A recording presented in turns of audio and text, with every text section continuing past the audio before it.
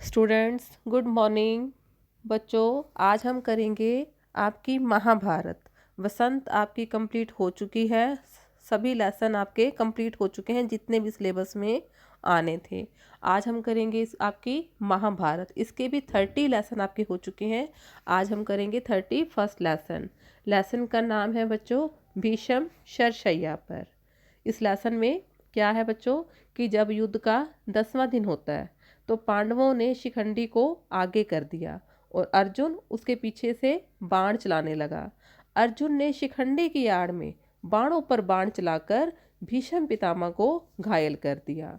बहुत अधिक संख्या में बाण भीष्म के शरीर के आर पार हो गए। असंख्य बाण भीष्म के शरीर के आर पार हो गए और भीष्म जो होते हैं वो रथ से नीचे गिर जाते हैं। इतने सारे बाण लगने के कारण भीष्म रथ से नीचे गिर गए, परंतु उनका जो शरीर है वो धरती पर ना गिर के बाणों के ऊपर ही टिक गया।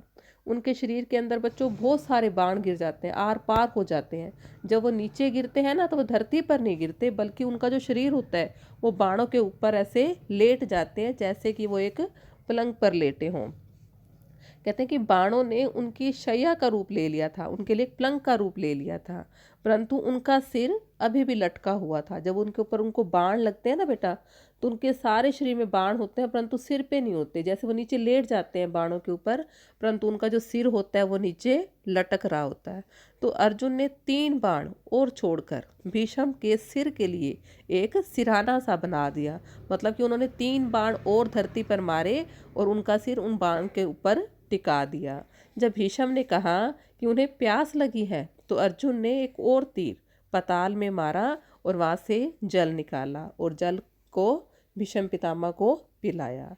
भीष्म ने कहा कि वे अपने शरीर का त्याग सूर्य के उत्तरायण के आने पर करेंगे। वो कहते हैं कि वो अपने शरीर को त्याग करना चाहते हैं, परंतु वो तब करेंगे जब सूर्य उत्तर दिशा में गमन करेगा। वो कहते हैं कि जब तक मेरी मृत्यु नहीं हो जाती और उस युद्ध में जो भी जीवित है वो मुझे आकर यहाँ पर देख सकता है, मिल सकता है।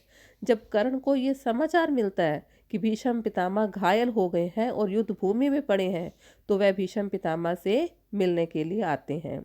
तो वहाँ जब वो कर्ण उनसे मिलने आता है तो कर्ण के मुख पर एक भय होता है। भीष्म पितामह देखते हैं कि कर्ण के मुख पर भय है, तो उसे बताते हैं कि तुम कुंती के पुत्र हो और उसे पांडवों से शत्रुता त्याग कर पांडवों से मित्रता कर लेनी चाहिए। वो उन्हें कहते हैं कि तुम पांडवों से शत्रुता त्याग दो, बल्कि उनसे दोस्ती कर लो।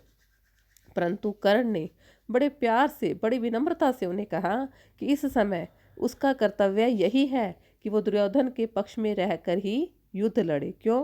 क्योंकि उसने दुर्योधन को वचन दिया हुआ था बच्चों कि वो उसका साथ देगा। साथ ही कर्ण ने अपने दोषों की माफ़ी भी मांग ली। जब भीष्म पितामह शैया पर लेटे पड़े होते हैं तो जो कर्ण होता है वो भीष्म पितामह से अपने दोषों की माफ़ी मांगते हैं। फिर भीष्म पितामह उसे कहते हैं कि जो तुम्हें अच्छा लगे अपने इच्छा अनुसार कार्य करो। तो कौरवों ने भीष्म के साथ द्रोणाचार्य को भीष्म के बाद द्रोणाचार्य को अपना सेनापति बना लिया। उन्होंने 5 दिन तक कौरवों की सेना का संचालन किया और घोर युद्ध किया। वे पांडवों के एक से बढ़कर एक शक्तिशाली योद्धाओं से अकेले ही भिड़ जाते थे, क्योंकि वो बहुत शक्तिशाली थे। वो एक एक को खदेड़ देते थे। जब युद्ध का 11वां दिन था तो दुर्योधन, कर्ण आदि कौरवों ने, दुर्योधन, कर्ण और जो बाकी के कौरव थे वो युधिष्ठिर को जीवित पकड़ने की योजना बना रहे थे। वो चाहते थे कि युधिष्ठिर को जीवित पकड़ा जाए और बंदी बनाकर रखा जाए, ताकि वो अपने शस्त्र टेकने पर मजबूर हो जाए। जब द्रोणाचार्य को दुर्योधन की इस चाल का पता लगता है तो वो उसकी इस चाल से सहमत नहीं होते, परंतु लास्ट में वो ये सोचकर हाँ भर देते हैं कि अगर मैं उसे बंदी बना लेता हूँ तो कम से कम उसको मारना तो नहीं पड़ेगा।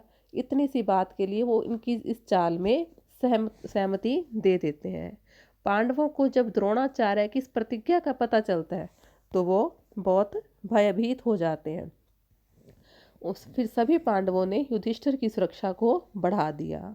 फिर भी धृष्टद्युम्न को हराते हुए द्रोणाचार्य ने युधिष्ठिर को पकड़ लिया, परंतु अचानक अर्जुन वहाँ आ जाता है और उसने अपने बाणों की वर्षा से, मतलब कि बाणों की वर्षा कर देता है और द्रोणाचार्य को पीछे हटने के लिए मजबूर कर देता है और वो दुर्योधन को छुड़वा लेते हैं और उनकी चाल को सफल नहीं होने देते। ये आपका लेसन बेटा कंप्लीट हो चुका है। नेक्स्ट वीडियो में हम करेंगे लेसन नंबर 32, 12वां दिन। ठीक है, अब मैं आपको इनके क्वेश्चन आंसर की पिक सेंड कर दूंगी। आप सभी ने अपनी फेयर नोटबुक पे बच्चों राइट भी करना है और लर्न भी करना है। थैंक यू बच्चों।